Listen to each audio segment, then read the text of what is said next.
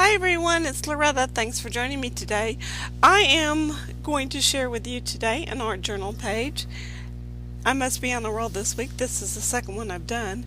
This one is more of a St. Patrick's Day themed page, and I use stamps from Your Next Stamp as well as dies from this company.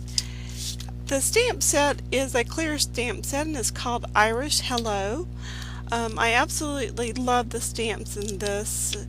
If you saw my video from yesterday, you will probably know that these stamps are really easy to work with.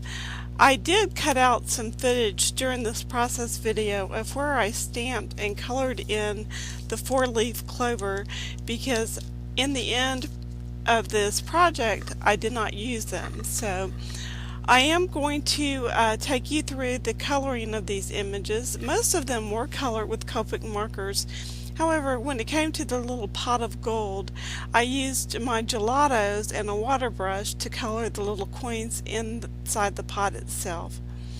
These images are fairly small to work with, so it's important to remember to use the very tip of your Copic marker and work quickly, but in very small areas at any given time so that you get a nice blend of the colors together.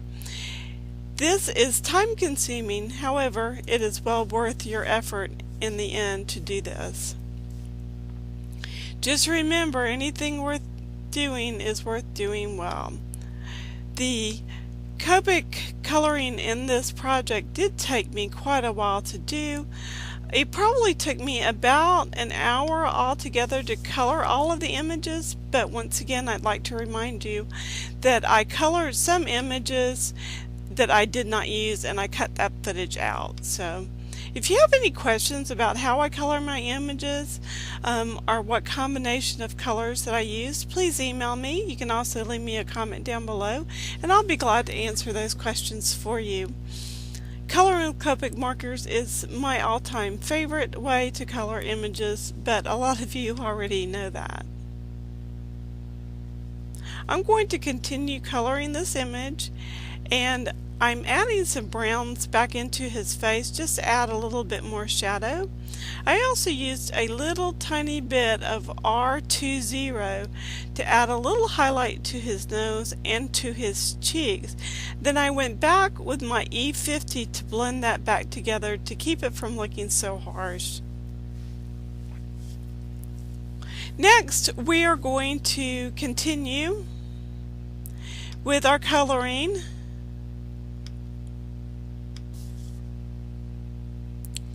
I am doing a little bit of editing while I do this voiceover today, so if you hear any pauses you will know why. Here you see me coloring in the first of the two pot of golds. I used my green Copic markers for this. This is G3, G5, and G7. The top of that pot is a YG98, and I just used that to blend itself really. If you go over an area several times with the same Copic marker, you can darken them up slightly. To color the coins, once again I'd like to remind you that I just scribbled some of my gelatos onto the top of this page, and I used a water brush to pick up the color and then color the coins in one by one. I also used a method where you take the gelato and you just use your water brush to pick up the color and then put it down on the paper.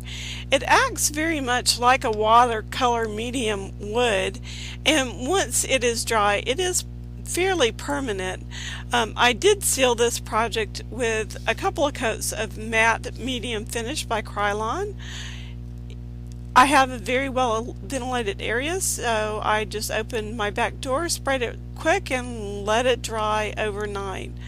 I will try to remember to put some still pictures at the end of this video for you. When picking up the color from your gelatos, you may have to use a little bit of pressure to get the color to transfer to the end of your water brush. It shouldn't take a whole lot of effort. It's just sometimes if the weather is a little bit dry, then you may have that problem, or you may not. So just continue to work with it until you have what you want. For the sky of this piece, most of the background of this page, I did use my gelatos in various colors. I purchased my gelatos in a set from Amazon.com. I was quite pleased with the price as well as how quickly I received them. I did not really care if I got priority shipping or not, but even without picking priority shipping, I received my markers within a couple of days.